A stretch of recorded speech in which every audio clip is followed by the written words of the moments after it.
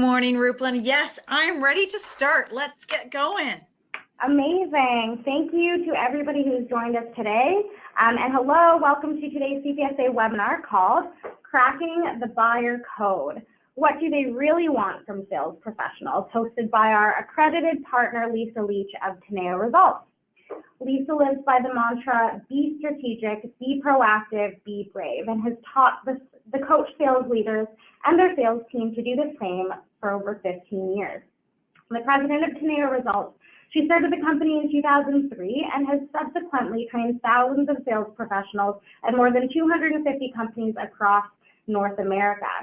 Teneo Results has been an accredited partner with the CPSA for the past 12 years. Please note that everyone has been placed on mute for the duration of this webinar and that you may ask questions at the end of the session during the Q&A using your Ask Question function in your GoToWebinar dashboard or chat.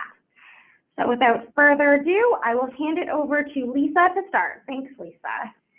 Thanks, Ruplan. Always a pleasure to provide CPSA and our sales community with these webinars and great insights on how they can become strategic, proactive, and brave. And that's exactly what buyers are looking for in 2020. So I'm really, really excited. I've had the opportunity to be interviewing a number of different buyers, and today I'm going to be sharing insights from 3 key buyers and what it's going to take in order to be able to not only get in the door, have a great meeting, but really move the relationship from a vendor to a true partner. And these buyers did not hold back. They shared exactly what it takes. Some of it's very, very practical. Some of it's common sense. Some of it's just not being commonly practiced. So I know it's even helped me to sharpen my sales skills after speaking to these buyers. So I'm most excited to be able to share that. Thanks so much, Lisa. Do you mind putting up your webcam for us today? Hold on here just a sec. There we go. Amazing. Thank you so much. Hello, everybody. Okay. So what we're going to do is we're going to share the 4 states of the consultative culture, and then you can determine what state you are in and what your organization is, and we'll have some polls to be able to get your feedback on that. Then we're going to switch gears here a little bit, and we will be looking at the insights from the different buyers and how you can provide more value in your meetings and be truly move through those 4 states of consultative culture to become their trusted partner. That's what it's all about these days. And lastly, these buyers are going to share with you what's most important to them other than price, because we think price is most important, but they actually share it's not always price that will earn you that partnership status. So let's first of all take a look at the 4 states of the consultative culture. And in doing so, we want to first of all define consultative selling. Consultative selling has been at the root of what selling is all about, and certainly a part of the Canadian Professional Sales Association. And it's defined as focusing on creating value and trust with the customer by exploring their needs, asking great questions before offering a solution. What we find is so many salespeople are in such a hurry, or customers are so demanding and have so little time that all they ask for is what's the best price. And what we've realized during the past year is that many salespeople think they're being efficient, but they're actually selling too soon. So consultative selling is all about asking, helping, and being able to build that trust and demonstrate the value of how you are an expert, differentiating you from somebody who's just selling products and price. So what we're going to do here is we're going to take a look at during this past year, we've been really analyzing salespeople, their approach, speaking to buyers, and this is where we've developed what we call the 4 states of consultative culture and how we define it at Teneo. So the first step, the non-consultative culture, kind of defined as the transactional culture. Second one is the inconsistent consultative culture. Now we've got this big gap because this is where we start to be able to see the creme de la creme. This is the adopted consultative culture, where the entire organization is doing this. And the last one is the expert consultative culture. So I'm going to expand on each of these a little bit just to give you a little bit of definition so that you can define and better understand what state you and your sales organization is in. And then we can get feedback from the buyers on what we need to do to be able to get to state 4. So the first state is the non-consultative culture. It's defined as your salespeople are reactive by simply taking orders. And it looks like this. Salespeople are having short, quick conversations and transactions. Customers are in a hurry, right? That's why they're short and quick transactions. Your team's not always asking questions about the use of the product, and as a result, there's very little cross-selling. Again, it's quick, short, get to the point, help the customer out. Sometimes that's through, being on the counter or through email, maybe some quick telephone conversations, but again, short and quick. The second state, inconsistent consultative culture. And it's defined as your team is applying some of the consultative selling steps. So they may have taken some training, they may know some of this intuitively, so they'll ask a few questions, but they don't expand. They want to be able to provide a quote, or as I said earlier, they're just too quick to want to sell too soon without understanding the entire big picture of what that organization is about. They will do this when they're either reminded, coached, watched, or trained. It's amazing when we do ride-alongs or visit some of our customers, how all of a sudden people go, oh yeah, what's the consultative selling framework that we were taught? And the real factor here is customers don't see consultative conversations. Even though they want people with expertise, they're always the first to say, I've got 10 minutes, or you've got 10 minutes, what's your best price? And so one of the reasons why so many team members stay in this state and are inconsistent is because they really have to be strategic and proactive and brave to initiate, to say, okay, before I share with you some of our solutions, can I ask a few questions first? So that's the inconsistent consultative culture. The third state is the adopted consultative culture. So this is defined as your sales team gets it. Now you're expanding to other teams in your organization, such as customer service, inside sales. We see technicians being able to adopt this, engineers, other team members who are front-facing with your customers. And as a result of this, you can see this in your culture because there's increased sales and margins. You'll start to see that you're having larger customers and projects. Other departments become more customer focused with increased confidence, importance, and alignment because everybody's working collaboratively to provide a more customer focused consultative approach. And what's really, really cool is we start to see some exchanging of leads. So the technicians may say, oh, I was meeting with this customer and I was able to actually repair or fix their furnace or, their piece of machinery. But you know what? They're going to actually need a new piece of equipment in the next 6 months. And they're sharing that back to the sales department. So they're exchanging those leads. Or they may say, I was just at our customers and I see that they're going to be expanding their facilities or buying another location. And again, this information is being exchanged amongst the departments in order to be able to really be consultative and be focused on a much stronger customer focused experience. The fourth state. Now this is the creme de la creme in taking a look at this. So here, oops, hold on here. The expert consultative culture. It is defined as your customers don't come to you for a quote. They come to you because they need your help to create the entire solution. I love it when customers call me and ask for this. Hey, Lise, they come to you because they want to get expert advice and experience.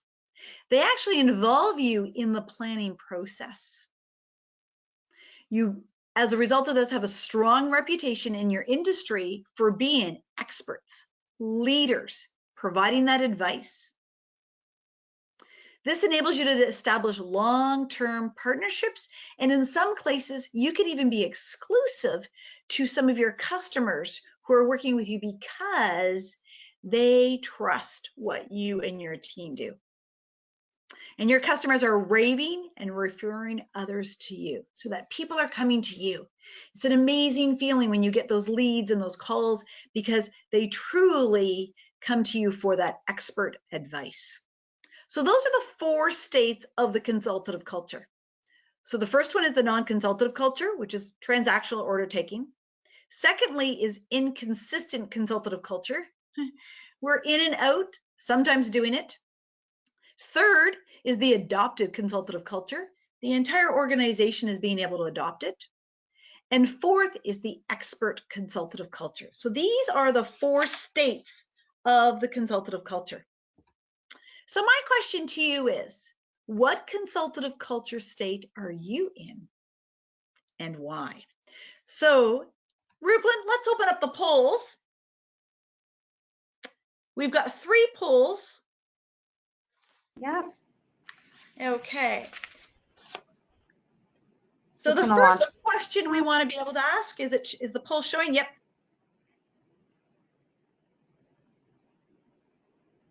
So the first question is, what state is your sales team in? And the options are non-consultative, inconsistent, adopted, and expert.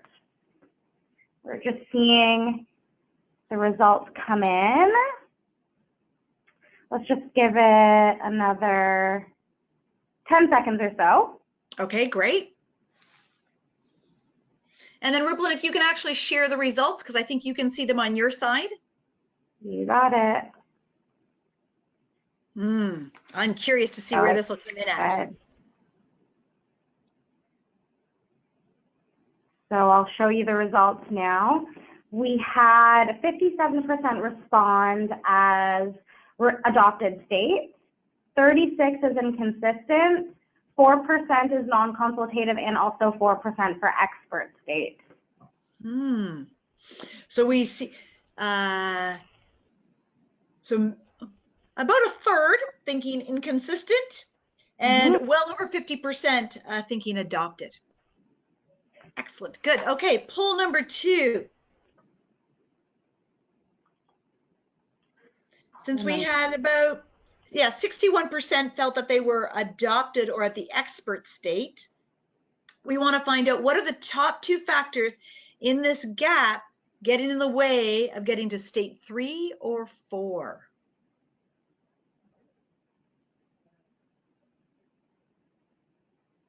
So we've got 5 different options here. Sellers don't take time to understand their customers. Departments operate in silos. Customers who just want quick service and price. It's your leadership team. Or you're selling too soon. Just going to give it an extra couple seconds here. I think everyone's voted so far. And I'll share the results now, Lisa. Okay, great. Thanks, Rupelin. Pretty even across the board. So 22% say sellers don't take the time to understand their customers, 22% for departments operate in silos, 26% customers who just want to receive a quick service and price, 22% for your selling too soon, and then 9% for your leadership team. Okay, very interesting. Okay, great. But it also then helps to be able to provide insights, and we'll take a look at what we can do to overcome that gap. Okay, the third and final poll. How do you think buyers rate sales professionals? Now, we saw how salespeople rated themselves. Let's take a look at how buyers. So first one is transactional, which is that first state, non-consultative. Number 2, inconsistent. Number 3, the adopted, which is their entire team is consultative. Or number 4 is expert.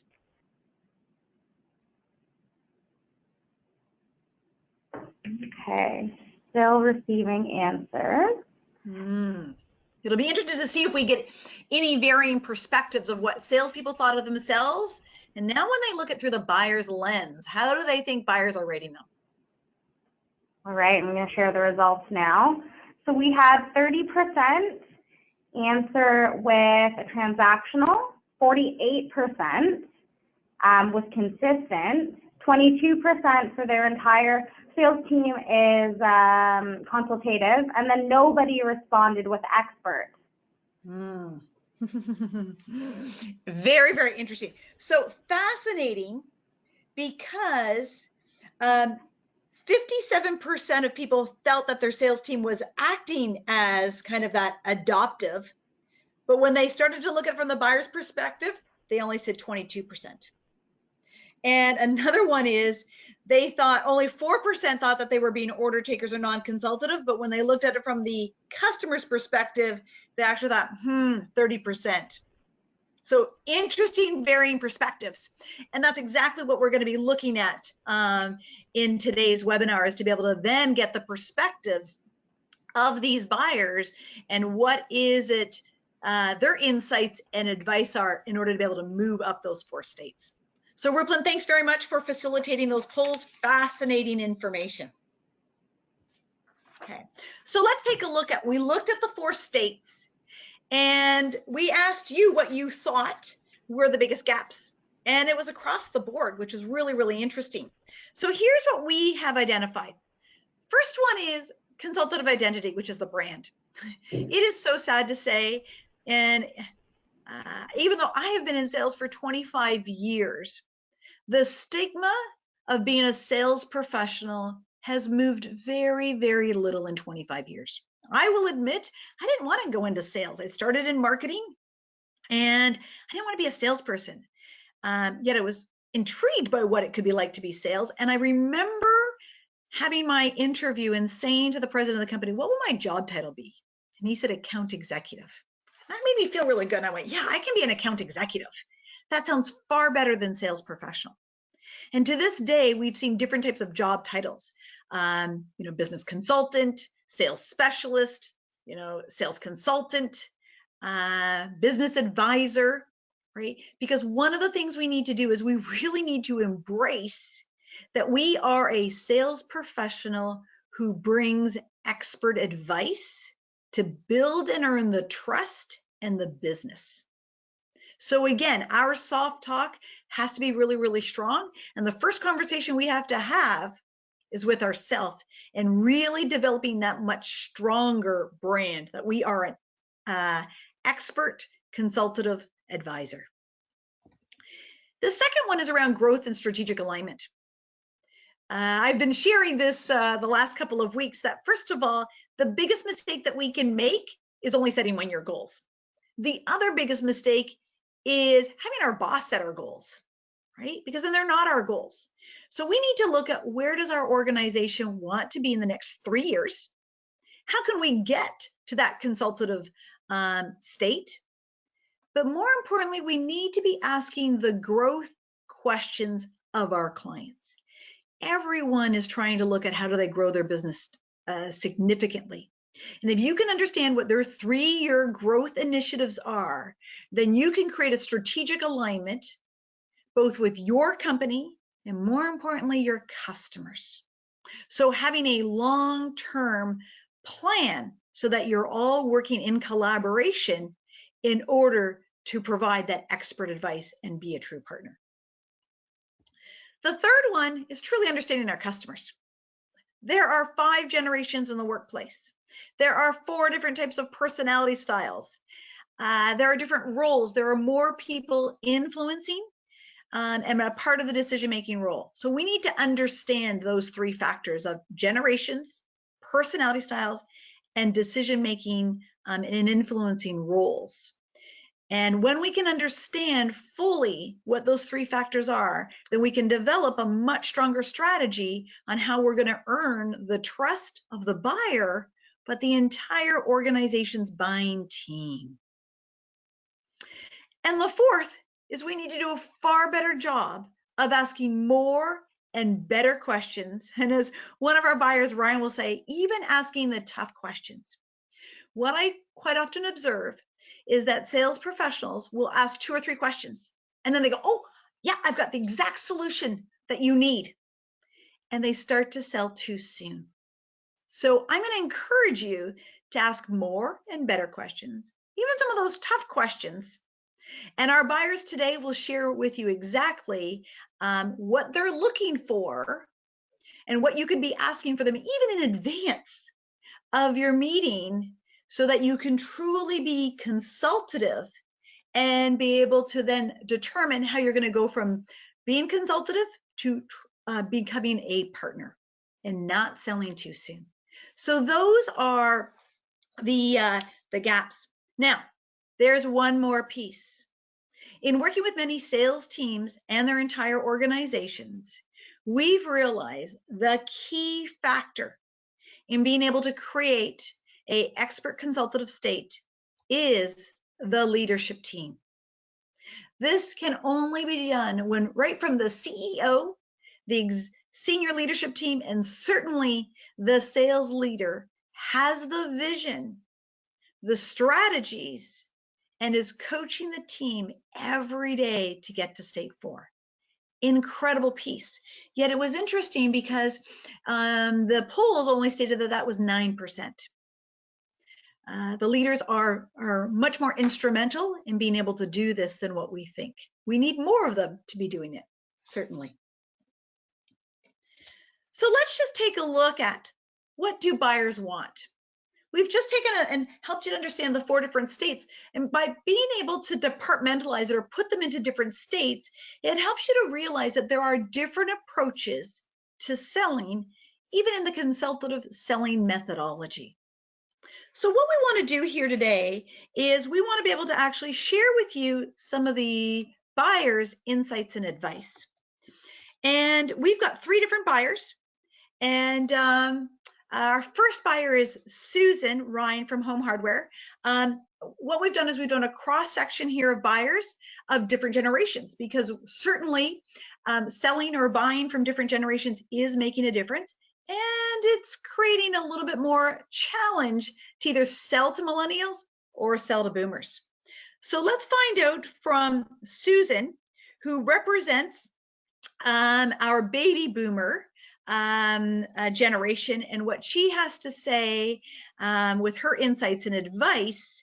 And we're just going to share with you a bit of this interview that we have here. So let me just cue this up and we'll get things started. We are joined by our first buyer, Susan Ryan. Welcome, Susan. Thanks, Lisa. Glad to be here. So Susan has more than 25 years of buyer experience.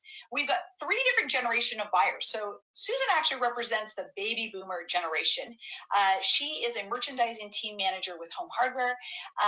Yet Susan has worked at several large national LBM, lumber building materials retailers in Canada. So today she's going to bring her wealth of experience specifically around what it takes to get in the door. So Susan, first question that I have for you is, if a sales professional who you are not working with is trying to be able to get in the door, what would be their best method to be able to get your attention in order to secure a conversation with you and get in the door to secure that meeting? Well, Lisa, I think the best way for me is, of course, an email. I'd like to read those privately and respond to them in a timely manner. My second way would be a telephone call, because I do answer the phone, which a lot of buyers don't. And my third would be referred by a friend or another vendor. Very good. And Susan, I understand that you work with about 80 different vendors? Yes, I do. So are you really looking for any new vendors these days? Well, we're always looking for new vendors. We try to make time every week to look for new opportunities. Very good, very good. And how many different phone calls would you get from sales professionals who are trying to actually meet with you per day or per week? Well, I would say I probably get 3 to 4 calls per day for sales reps, whether they're existing or new. So it keeps us busy, and like I said, I try to answer my phone all the time, at least give an answer right away. Which is rare, because we're hearing a lot of buyers don't answer their phone. So that's great that you actually are willing to answer that phone.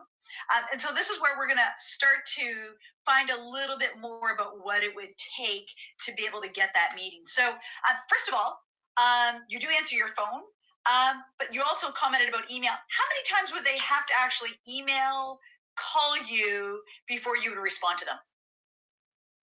Well, I would love to say I respond to the first one, but I'm going to say it's probably two times would get my attention and remind me that I need to deal with it. Okay. So what we call that the double whammy: a phone call and an email. Perhaps maybe backed up with another email. Then that's the best. Okay. And how important is a referral name? A referral name from a reputable existing partner would be very much appreciated. But you have to be careful with that too. Okay. And why do they have to be careful? Well, if a vendor who's not very well respected in the organization is referring you, it doesn't bode well for the information that you've received from them. Okay. So reputation is key. Yes. And so then, Susan, what would they have to say either in that email or in that telephone call in order to get your attention and be worthy of a first meeting with you? Well, at least the most important thing is not to mention my competition, that the product works with the competition. That will start me off on the wrong foot every single time. Giving me some information that they know my stores, they know my markets, where my stores are existing, and then a very quick oversight on what products I have that are related to their product and how they can do something better. Wow, it sounds like they really need to do a lot of research before they can even pick up that phone and make that phone call to you. I think they should. I think they should be talking to some stores beforehand. They should be talking to some existing vendors who are successful at home hardware. And I think they should be able to tell me that they've done all this work before that phone call. Wow. Like that phone call will tell me that they've done their work. Okay. And certainly they could visit some of your stores, but how much of this information is available about your company and what you're looking for? Well, the website is very up to date on what products that we have to sell. It's got all of them listed, as well as all the stores are listed and where they are in Canada. That's really important. Okay. So doing that research on your website is also key. Yes. Okay, very good. So then, is there anything else they would have to actually say that would warrant? Okay, so there's, you can see Susan does not hold back and certainly lets you know exactly what it would take. And she's still willing to actually, pick up those, receive and respond to those phone calls. So Susan's final advice here, in order to be able to provide value and be able to ultimately move over that gap to get to that expert state. She said you have to bring a go-to-market and promotional ideas and a schedule to the table. Build the case on how much they can sell your products through their stores and dealer channel to grow their business. So again, and she actually says, you're gonna have to go, I'm gonna send you back with homework to be able to do this. So it's not just a matter of coming in and meeting with her and saying, hey, here's my hottest news product. That's not what they're looking for. They want to be able to see the entire business case. She wants you to do your homework. She wants you to be strategic to help the client's business be more successful and help their dealers be more successful. And again, I think that's one of the things that too often salespeople are just focused on their product. We need to look at it from a much bigger perspective on looking at the client's business and the impact you can have. And she says you need to be brave and attentive to those details with all this information. Now, when we asked Susan, what is the percentage of really great salespeople who are at state 4, she actually says it's only 10%. Only 10% of salespeople are really great. And she says she's working with 80 different vendors currently. So it's a little bit disappointing to be able to hear that. Yet, for those of you who are on today's webinar, that tells us that it doesn't take a whole lot to differentiate yourself. and really be in that creme de la creme to earn their business. So again, the opportunity for you to really elevate your game in order to be able to do that. So thanks to Susan and her final advice. We're going to move on to our next buyer. Ripplin, what did you think about Susan's insights and advice? That was a great interview, Lisa. Really, really revealing there. I do think she'd be a very tough buyer. You do need to do a lot of research with her, but 10% is, as you said, very disappointing. And we need to get more people in that state for sure, in state 4. Absolutely. Yep, very, very good. Excellent. So what I'm going to do is we've got our next buyer. And actually what's great about Ryan is he was a buyer for Best Buy for 7 years. He's recently moved to the other side of the table and is working for Resource Group, which is a great client of Teneo and of CPSA. He is now an account manager. So Ryan can bring both the perspective of being a buyer and now also being on the other side of the desk. He realizes it's harder than he thinks. So what we're going to do is we're going to take a look at what Ryan says and what his recommendations are. Hi, Ryan. Thank you very much for being our next buyer as part of this cracking the buyer's code. What do buyers really want from sales professionals? So Ryan Escalante worked for Best Buy for 7 years. He was the category buyer for the digital imaging category. And Ryan also represents our generation of millennials and certainly shares his insights and perspectives on what it would take to get in his door, and then ultimately what a great meeting looks like with a sales professional. So Ryan, so first of all, if a sales professional is trying to get in your door, what would be the most effective way for them to reach you and get your attention? Is it telephone call, email, LinkedIn, text, Twitter? What is that magic medium? For me, it was an email. But email if they were referred by somebody else. Like I tend to respond to anybody that has been referred to by someone that I'm already doing business with. Just because I do respect and value each one of my relationships. So if they were referred by somebody, then I will give them the time and definitely respond to their email. Great. I also respond to LinkedIn emails or LinkedIn messages.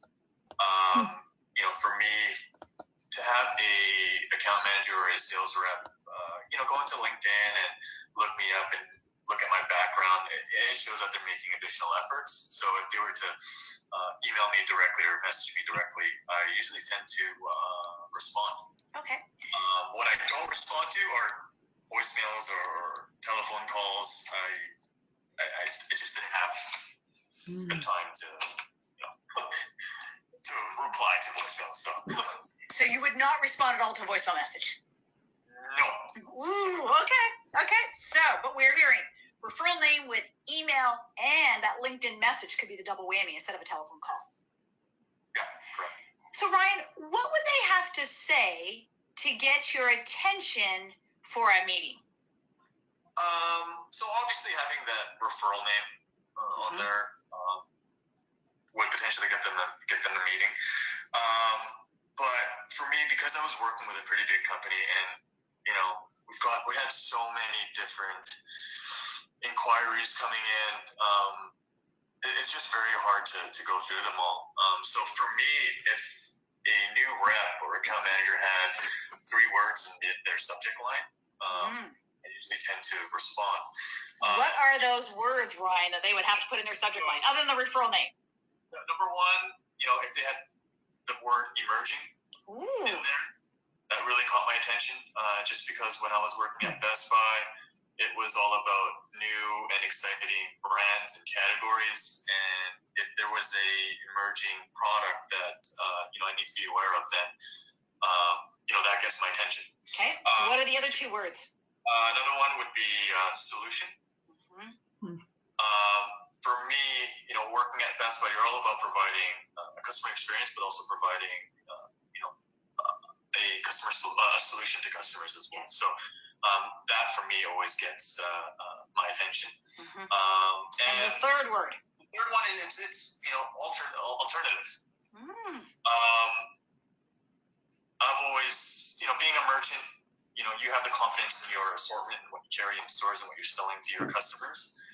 When I see the words alternative right off the bat, that gets my attention because that rep knows my assortment. And when they have the word alternative, they know, they may have a product that's better value or better featured than what I'm currently carrying. So, that gets my attention. And when I asked you, you shared that you would receive about 100 phone call or 100 emails, calls combination per week. So those three magic words are the ones that would get your attention and kind of get through the clutter.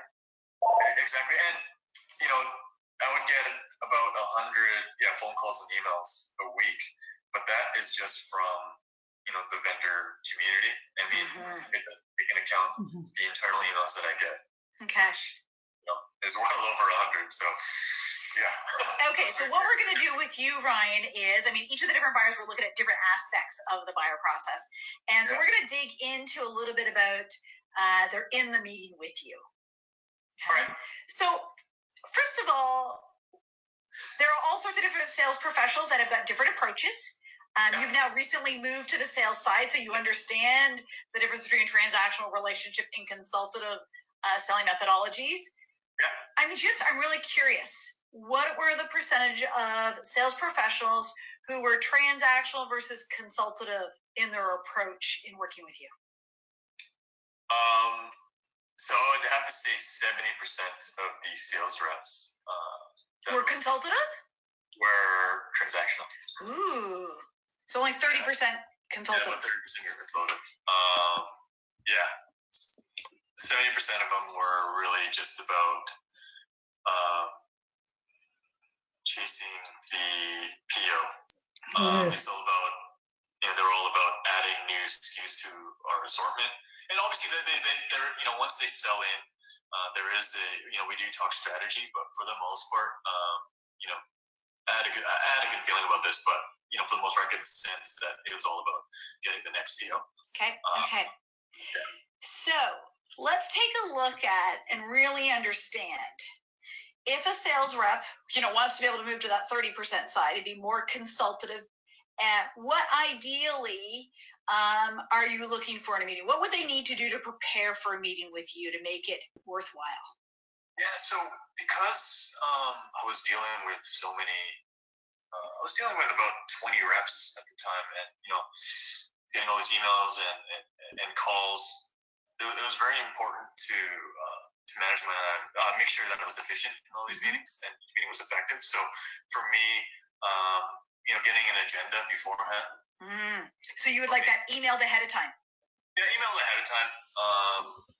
Or if they can't email, even if we were having a quick conversation, and just kind of let me know what some of the things that they wanted to talk about. So that allows me to be prepared as well. For me, the worst thing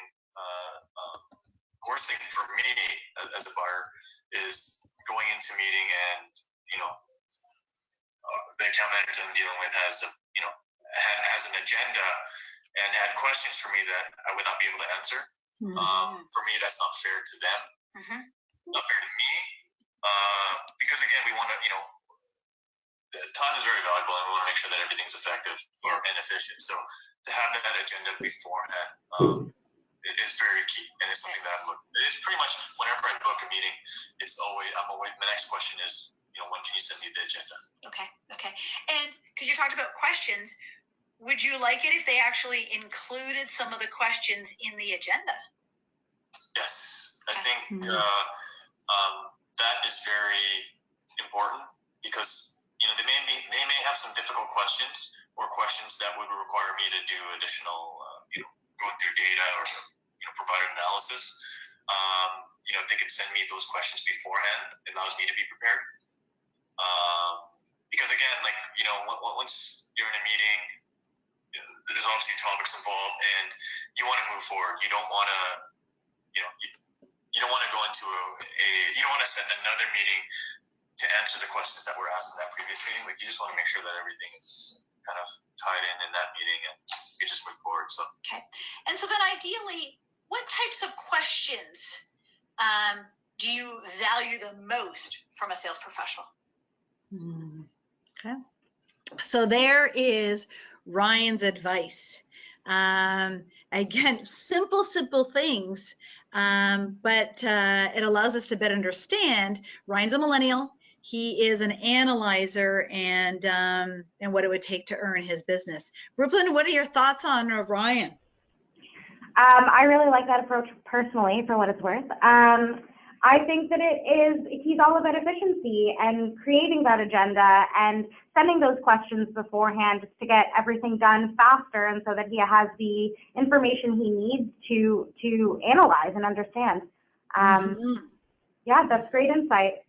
Good. And the last thing that Ryan states at the end of his interview with is the next steps. So he says too often, people send follow-ups and he gets so many more emails, but he recommends that you establish the next steps while you're in the meeting. And he's specific to say, what are the action items on both parties? So you're not following up to say, hey, did we get the business? Hey, what your inventory levels are at? Hey, when are you going to place the order? That's already established during the meeting. So again, reinforcing your perspective that Ryan's very efficient, right? And wants to be able to get the most out of the meeting. So again, that's helping sales professionals to look at what do they need to do before the meeting, during the meeting, so that after the meeting is much more productive in order to earn that business. And it doesn't feel so transactional, because Ryan gives a great perspective on, he feels like they're only chasing POs. Ouch. That's, not being consultative. So, okay. Our third and final buyer is Marianne Thompson. And I'll just share the information that Marianne talks about. So hold on here. I'm just going to start playing her interview. We are back here with our third buyer, Marianne Thompson, who is now the Vice President of LBM for Home Hardware. Welcome, Marianne. Thank you, Lisa. Good morning. So, Marianne, what's great about your perspective is I understand you've got more than 30 years of both sales and buying experience. And you actually started on the buying side. How many years did you actually work on the buying side? I worked for a retailer for 10 years, and then I've been on the supplier side with 4 different LBM suppliers since, and new to Home Hardware starting January this past year. So full circle, back onto the buyer side. Full circle. Very good. And so, Marianne, how many different vendors are you now working with in your new role? We have more than 800 vendors for LBM today. Great. So you get the opportunity to be able to meet lots of different sales professionals, vendors. Marianne, I'm curious, what would be the percentage of sales professionals who are transactional relationship selling versus consultative selling? Unfortunately, I think it is a 65-35 ratio, and I'd actually love to see that the other way, meaning that our strategic vendor partners are, 65% of our conversations are with the consultative selling process. So what we're hearing you say is the majority of them, over 65%, are more transactional. That's correct. So what does that, I'm just curious, so when you meet with the different sales professionals, what really determines a transactional meeting or conversation versus that consultative meeting? How would you define the difference?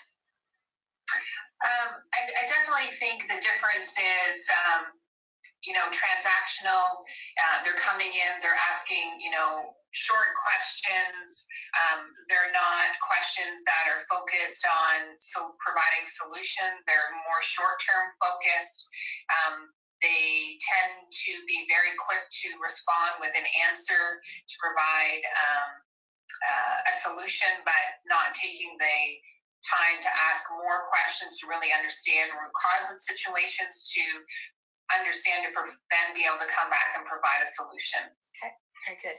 And so what we're going to be doing here is you're looking at really developing, taking, those many, many vendors and wanting to be able to create stronger strategic partnerships, a real win-win in order to be able to help grow business. So we're going to focus your interview more on what it would take, even for those consultative sales professionals, to really earn your business and trust to become a strategic partner.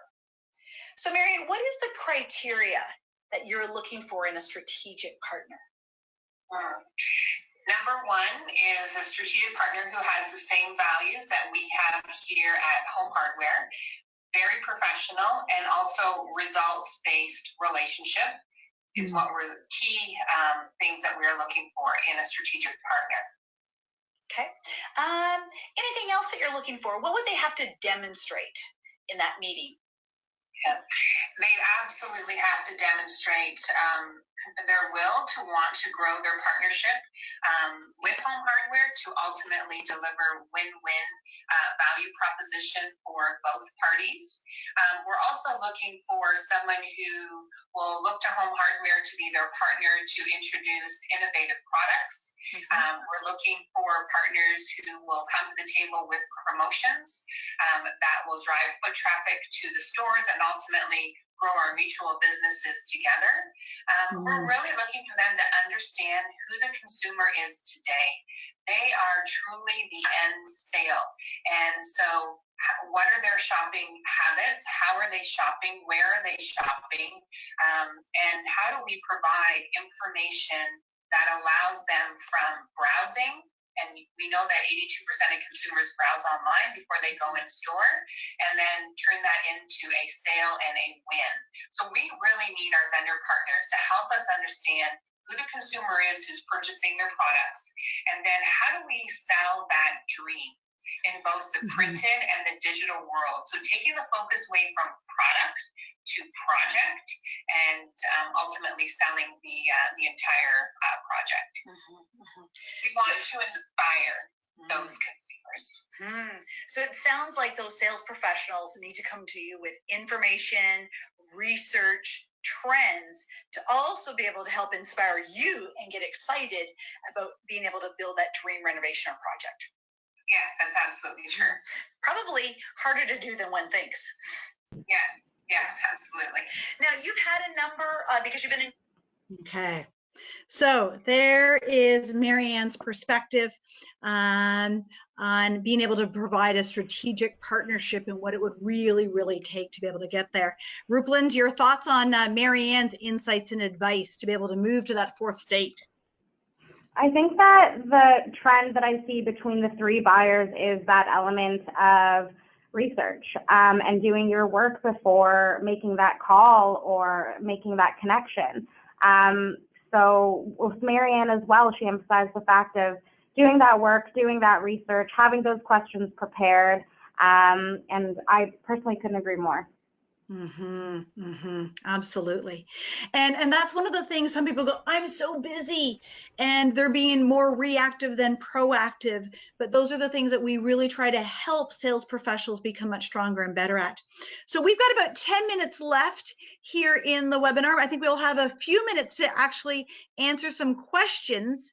Now, our buyers are not here live in our studio today in order to answer those questions. But if anybody does have any questions that I can answer, I'd be happy to do that.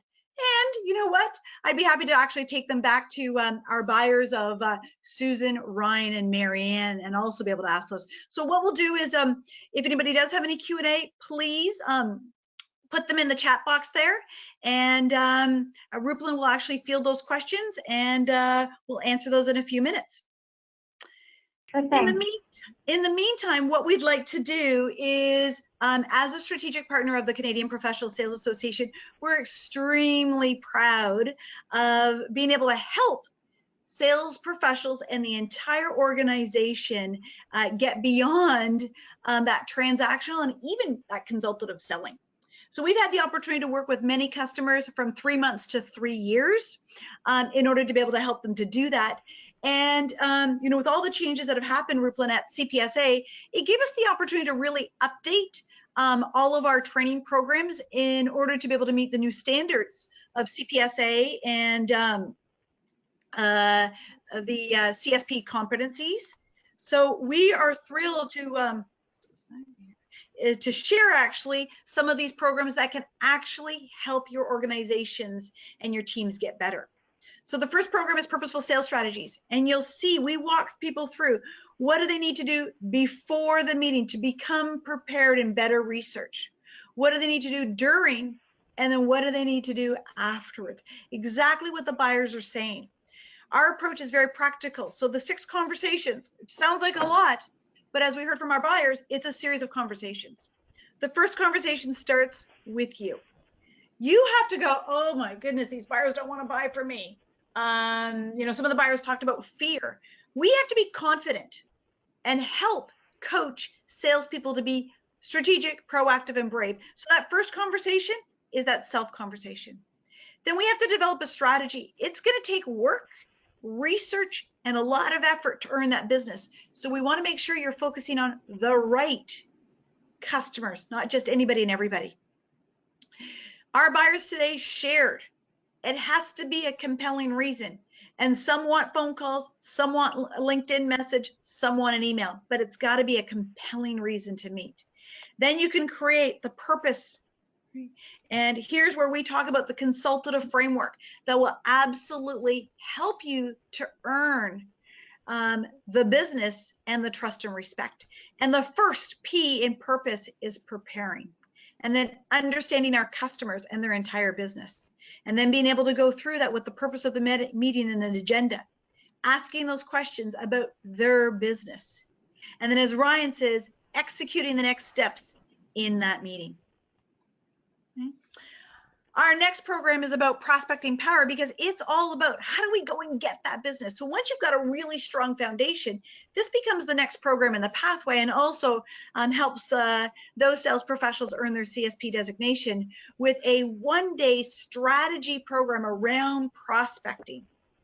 And then a 90-day prospecting blitz to be able to help get those results. We've worked with a number of different teams and we've set some goals on the number of customers they wanted to secure. And one of our customers, IMED Pharma, are just returning back from their trip in the South because the entire sales team exceeded the sales goals and we're able to secure 120 new customers during the 90-day prospecting blitz. So this program works well and gets results. And the third one, this is kind of the next phase for those real advanced sales professionals who are being consultative but want to be able to move to the adopted and the expert state. It's all about moving sales conversations to better business conversations. And working with one of our clients, MI Petro, they had to do client research, do interviews. They found out exactly what customers wanted, and they were able to develop much stronger partnerships. So again, 3 different programs that can actually help you to move through the states in order to be able to do that. We do have a number of programs throughout 2020 that we're excited to be offering across Canada for your team members to actually participate. Or what we love to do best is we love to get to know your business and become your strategic partner in helping you to grow your business, be an extension. And so we can literally come on site and customize any of our programs, including helping your customer service team. So those are when those programs are available. Rupalin, do we have any questions? Yeah, we do. I love this first one here. In interviewing the buyers, did any of them bring up turnover with the reps as an issue for something that is inconsistent with their vendor partners? So great question. They did not bring that up. Yet certainly we're seeing a high turnover. And I know that when in working with many different sales professionals, I say, what do I need to do? When I'm like the 4th rep, in the last 5 years. And again, this is where you can take your approach to say, I don't want to just come in and meet you. I want to be able to better understand your business. I've done my research. I think you have to reference that and be able to ask the questions so that you can truly understand what that buyer wants and be able to then share your commitment to helping them to grow the business so that it's just not another rep who's showing up, every couple of months? Great question. Any more questions, Brooklyn? Yeah, we've got one more. This one is a little bit more broad, but what about cold calls? How do you handle cold calls, and when do you know that to take no as an answer? So Brooklyn, can you just repeat the question, because I want to hear the question so I can understand. I'm going to answer it properly then. How do you handle cold calls, and when do you take no for an answer? So this is where, should salespeople be doing cold calls, and when should they take a no? So I will admit, I haven't made a cold call in many, many years. Now, what I do is I prospect every week. This week I've been prospecting every day, but they're warm calls. And so certainly if you're going to be making a cold call, I get so many emails and cold calls. They have not done their research. So if you are going to make a cold call, so first of all, my first recommendation is, work closely with your marketing department to generate leads. Look at how you can warm up those calls, whether it be, webinars, trade shows, referrals, highest way to be able to get in the door. Or do your research to warm up that cold call, to show them that you've got a solution and that you really have done your research. So warm up that call. That's highly what you need to be able to do. And you can do that by LinkedIn, website. Certainly, Susan said lots of that information is available on their website, or go do store visits where the product is being sold. So again, I would recommend you warm up those calls and be able to do that. The reason why you're getting no is probably because you sound like every other salesperson, and it's easy to say no or hit the delete key. But I know even when I receive a phone call, which I get very, very few phone calls, but when you can actually do an email, and somebody actually sent me an email and said, we want to help you be strategic, proactive, and brave. And I went, those are my words. They used my words. I took that phone call, took that email. Okay. So again, do your research to warm up that call. And then therefore you'll have a lot less no's in order to do that. Okay. So hopefully, Ruben, we've answered that question and given some great advice to that seller. Do we have any other questions? That's it for questions, Lisa. I think you've answered them all. Excellent, excellent. Well, Ruplin, if anybody does have any other questions, you'll see here's my contact information. Please feel free to reach out to me via email, phone call, LinkedIn. We are always eager to have what we call a purpose consultative conversation to better understand your team, understand your challenges, but more importantly, we want to understand where do you want to take your business, not just in 2020, but the next 3 years. We'd love to have the opportunity to be able to prove our consultative approach and earn your trust to become a consultative partner and provide expert advice to you and your team to be able to do that. So if you are interested, by all means, I think, Ruplin, do we have a poll inquiring any of those kinds of inquiries at the end of today's webinar? Yeah, feel free for anybody who would like to enter any questions for Lisa. Feel free to email me or Lisa, and we can for sure send those over to Lisa to answer. And for those of you who would like a recording of today's webinar, to let you know, we will be sending everyone recordings by the end of Monday, by end of day Monday.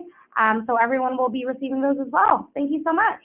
And did you hear that? The phone was already ringing. I did not disconnect my phone. It was probably a webinar attendee. There we go. Excellent. Ruplin, thank you very much. It's always been a pleasure to work with you and the Canadian Professional Sales Association to help elevate the sales performance and help salespeople truly embrace sales a respected career of choice. Thank you so much, Lisa. We'll talk to you soon. And thanks everybody for joining us today. Have a good weekend, everyone. Thanks, everybody. Have a great sales day.